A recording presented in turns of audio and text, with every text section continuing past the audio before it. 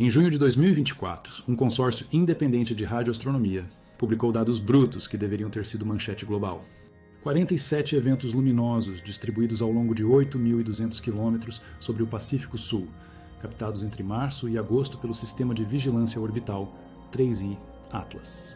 Pulsos de luz azul esverdeada, cada um durando cerca de 90 segundos, repetindo-se com precisão quase mecânica a cada 11 vivíases 3 Enquanto isso, a Agência Internacional de Monitoramento Atmosférico reteve sua análise oficial, alegando apenas revisão metodológica estendida. Nenhuma conferência de imprensa, nenhum comunicado técnico. Silêncio institucional diante de um fenômeno que desafia 3 décadas de meteorologia espacial. O que exatamente está sendo revisado por tanto tempo? Pense nisso. Fenômenos luminosos atmosféricos conhecidos raramente ultrapassam 2 segundos de duração contínua. Relâmpagos de alta altitude, sprites vermelhos, jatos azuis, todos são eventos explosivos e fugazes. Mas esses pulsos mantêm brilho estável por mais de 1 minuto. E não aparecem aleatoriamente. Seguem um calendário. Ocorrem em locais previsíveis. Emitem luz em uma faixa espectral específica, entre 480 e 520 nanômetros, a região do azul-verde visível. Se você inscrever neste canal agora, nos próximos 15 minutos, vou mostrar por que esse padrão viola tudo o que sabemos sobre fenômenos naturais e por que o próximo ciclo, marcado para 27 de outubro, pode forçar a comunidade científica a admitir que algo está fundamentalmente errado com nossas suposições. É a distância entre Nova York e Berlim, mas traçada sobre um dos trechos mais remotos do planeta, onde o Pacífico Sul encontra correntes profundas e campos magnéticos terrestres instáveis. Os 47 eventos mapeados formam uma linha quase perfeitamente reta ao longo da latitude, 34 arcos perceptibles. Não uma dispersão caótica, não um arco seguindo ventos de altitude ou correntes oceânicas, uma linha. A precisão angular observada fica abaixo de 0,4 graus. Para contexto, tempestades naturais geram raios que dispersam em ângulos de 5 a 15 graus, dependendo de cisalhamento de vento e gradientes térmicos. Aqui, a margem é 15 vezes menor. Essa é a tolerância típica de sistemas de posicionamento guiados por satélite ou lasers de triangulação geodésica. 11 dias é tempo suficiente para que sistemas meteorológicos atravessem hemisférios inteiros, para que correntes oceânicas desloquem bilhões de toneladas de água, para que o campo magnético terrestre sofra flutuações solares imprevisíveis. No entanto, esses pulsos retornam como um relógio suíço. A probabilidade de um fenômeno natural manter essa cadência nessa geometria ao longo de 6 meses consecutivos é inferior a 1 em 10.000, segundo modelos de turbulência atmosférica e dinâmica geomagnética. Não estamos falando de coincidência estatística aceitável. Estamos falando de algo que exige explicação. Um sprite vermelho, aqueles fenômenos raros que ocorrem acima de tempestades severas, persiste por talvez 2 a 3 segundos. Entradas orbitais de fragmentos espaciais, satélites desativados, foguetes abandonados, geram rastros luminosos que duram entre 5 e 15 segundos, enquanto o objeto queima na atmosfera. 90 segundos é uma eternidade em termos de fenômenos transitórios de alta energia. Para sustentar a emissão luminosa contínua nessa escala, você precisa de fonte energética constante e reservatório material que não se esgote instantaneamente. O que, no meio do Pacífico Sul, a 100 km de altitude, poderia fazer isso? A primeira validação independente veio do Observatório Andino de Rádio, localizado no norte do Chile, a quase 4.000 quilômetros do epicentro do corredor. Seus radiotelescópios captaram emissões em banda X durante 3 dos eventos registrados pelo 3I Atlas. Banda X é a faixa entre 8 e 12 GHz, usada para comunicação por satélite e radar meteorológico de alta resolução. O que interessa é que emissões naturais nessa frequência, como descargas elétricas atmosféricas, são tipicamente erráticas, com picos e quedas bruscas. Aqui, as emissões mostraram modulação suave, quase sinusoidal, ao longo dos 90 segundos. A assinatura é limpa demais, disse Ramiro Valdez, radioastrônomo associado ao observatório. Parece mais com uma portadora de comunicação do que com ruído geofísico.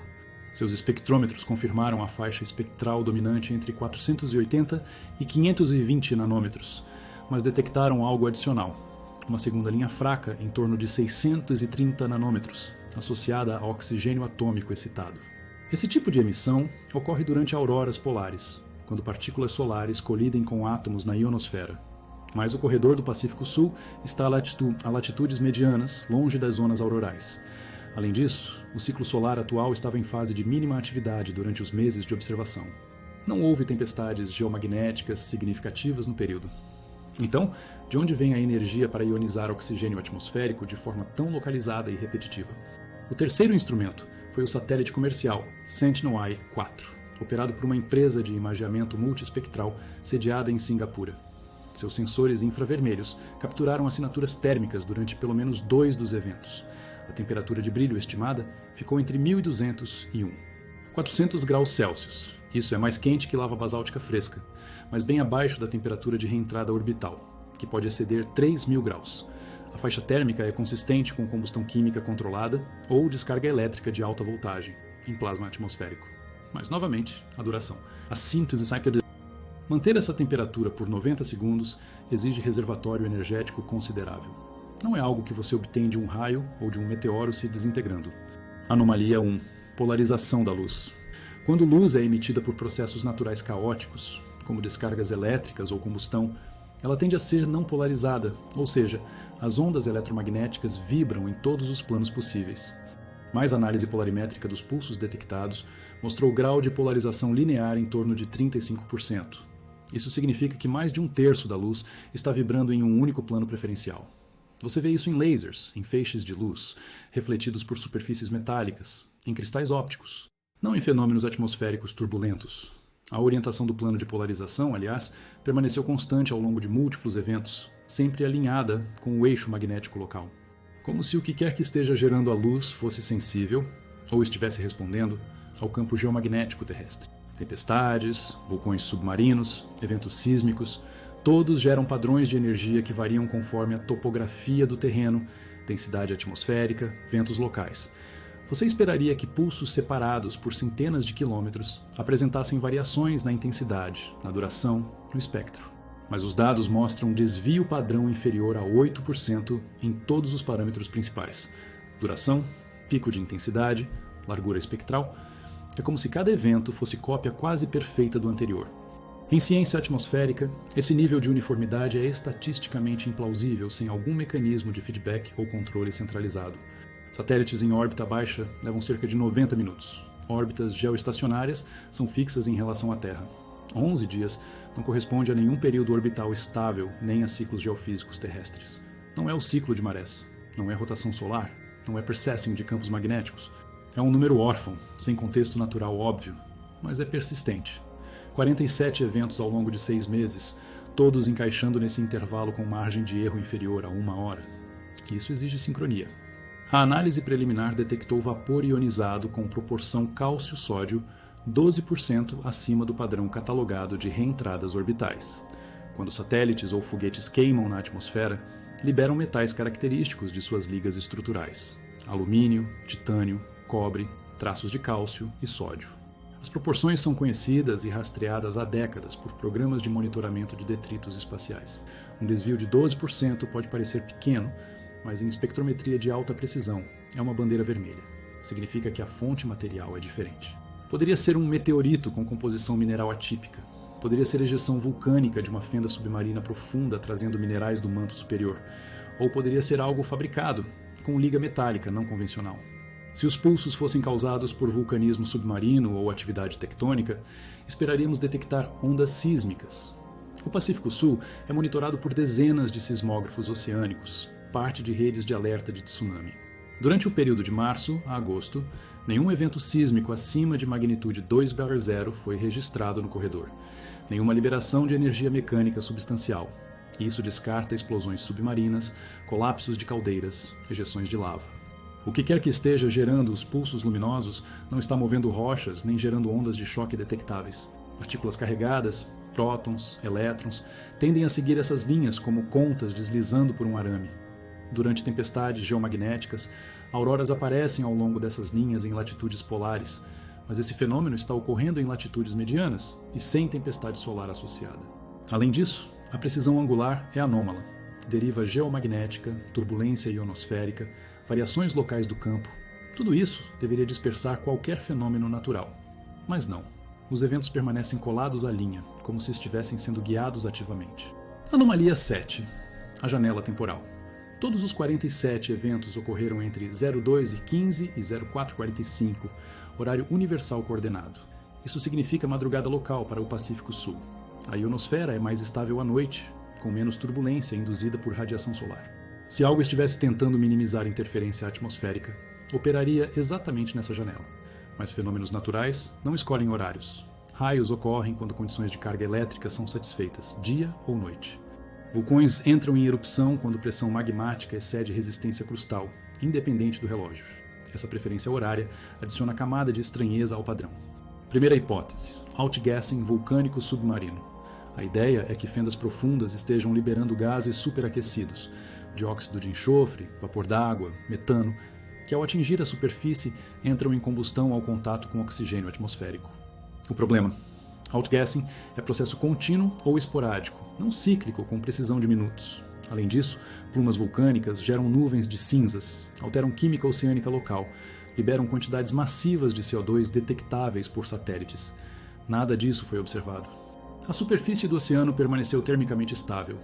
Não houve anomalias de pH ou turbidez nas águas. Outgassing massivo deixa rastro. Esse fenômeno não deixa. Talvez fragmentos de satélites antigos, lixo espacial que escapou do rastreamento oficial. O problema: objetos em reentrada seguem trajetórias balísticas previsíveis, determinadas por gravidade e arrasto atmosférico. Não voltam ao mesmo corredor geográfico repetidamente. E certamente não a cada 11,3 dias. Além disso, reentradas são eventos únicos. O objeto queima e desaparece. Não há como ter 47 reentradas idênticas no mesmo local, a menos que alguém esteja despejando detritos deliberadamente, o que seria detectado por sistemas de vigilância espacial militares. Talvez os sensores do 3I Atlas estejam interpretando mal reflexos solares, ruído eletrônico, interferência de sinais terrestres. Mas lembre-se, 3 sistemas independentes, radiotelescópios no Chile, espectrômetros em Tenerife, satélite comercial de infravermelho, confirmaram os eventos. Sensores diferentes, tecnologias diferentes, localizações geográficas diferentes. Erro instrumental não se replica assim. Seria necessário falha sistemática coordenada, o que é absurdamente improvável. Em teoria, gradientes extremos de densidade no ar poderiam focar luz de fontes distantes, criando miragens luminosas. Mas lentes atmosféricas são instáveis, duram segundos, nunca minutos, e não explicam a emissão térmica infravermelha, que exige fonte de calor real, não ilusão óptica. Nem explicam as emissões de rádio em banda X. Miragens não geram ondas eletromagnéticas em múltiplas frequências simultaneamente. Uma possibilidade, que ninguém quer ser o primeiro a sugerir em conferência revisada por pares, é que os pulsos sejam vestígios de experimento tecnológico não declarado. Sistemas orbitais militares com bateria termoelétrica de longa duração, projetados para liberar energia em ciclos regulares, como parte de teste de comunicação ou de posicionamento. A precisão temporal, a uniformidade espacial, a polarização da luz, a correlação com campos magnéticos, tudo isso seria consistente com o dispositivo projetado, não com o processo natural. Mas isso levanta questões políticas. Qual nação operaria algo assim sem notificação internacional? E por que sobre uma das regiões mais remotas do planeta? Talvez restos de sonda interestelar passada, capturada temporariamente pela gravidade terrestre há décadas ou séculos, agora em órbita degradada, liberando energia residual conforme componentes eletrônicos falham de modo cíclico.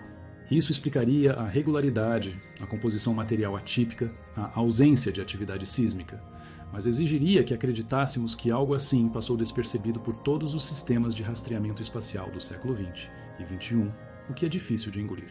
Uma terceira via, mais cautelosa, sugere que estamos diante de fenômeno geofísico raro, ainda não documentado em literatura científica.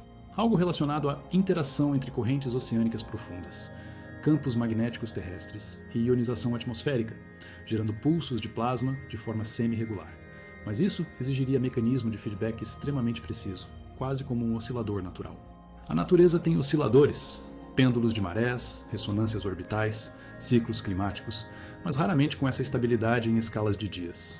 O Consórcio Independente de Radioastronomia publicou os dados brutos em repositório aberto, seguindo o protocolo científico padrão. Transparência total. Qualquer pesquisador com acesso a software de análise pode baixar os arquivos e verificar os números. Mas a Agência Internacional de Monitoramento Atmosférico, que tem mandato oficial para interpretar fenômenos anômalos de alta altitude, permaneceu em silêncio. Eles receberam os mesmos dados em abril, 2 meses antes da publicação pública. E desde então, apenas declarações vagas sobre revisão metodológica estendida. Nenhum paper preliminar, nenhuma conferência técnica, nenhum briefing para essa imprensa especializada. Fóruns de astronomia amadora explodiram com teorias. Alguns apontam para operações militares secretas. Outros falam em sinais de inteligência extraterrestre. A maioria das discussões carece de rigor, mas a culpa não é do público. É da ausência de comunicação oficial. Quando instituições que deveriam liderar a análise se calam, amadores preenchem o espaço. E quanto mais tempo passa, mais a narrativa escapa do controle científico.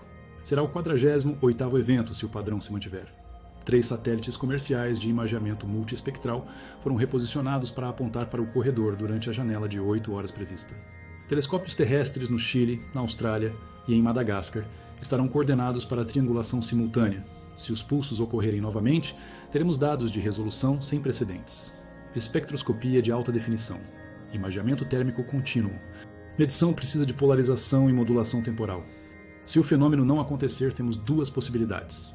Ou o ciclo terminou naturalmente, sugerindo processo geofísico de duração limitada, ou alguém, percebeu que está sendo observado e desligou o sistema.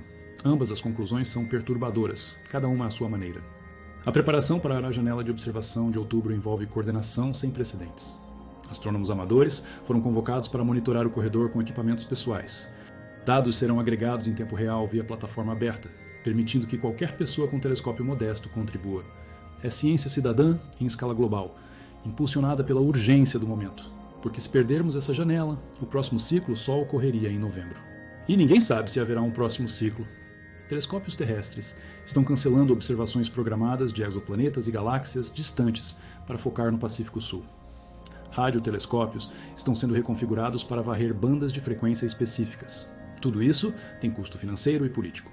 Instituições precisam justificar o desvio de recursos. E justificar exige admitir publicamente que há algo inexplicável acontecendo, o que até agora muitos relutam em fazer. Identificar a órbita exata, determinar se há risco de colisão com satélites ativos, avaliar se há componentes que possam reentrar de forma descontrolada. Se for natural mais raro, precisamos atualizar modelos atmosféricos e geofísicos. Incorporar esse tipo de evento em simulações de clima espacial e previsões de interferência em comunicações. Se for algo intermediário, um híbrido entre natural e artificial, como micróbios extremófilos interagindo com campos eletromagnéticos de forma inesperada, por exemplo, então estamos diante de fronteira científica totalmente nova.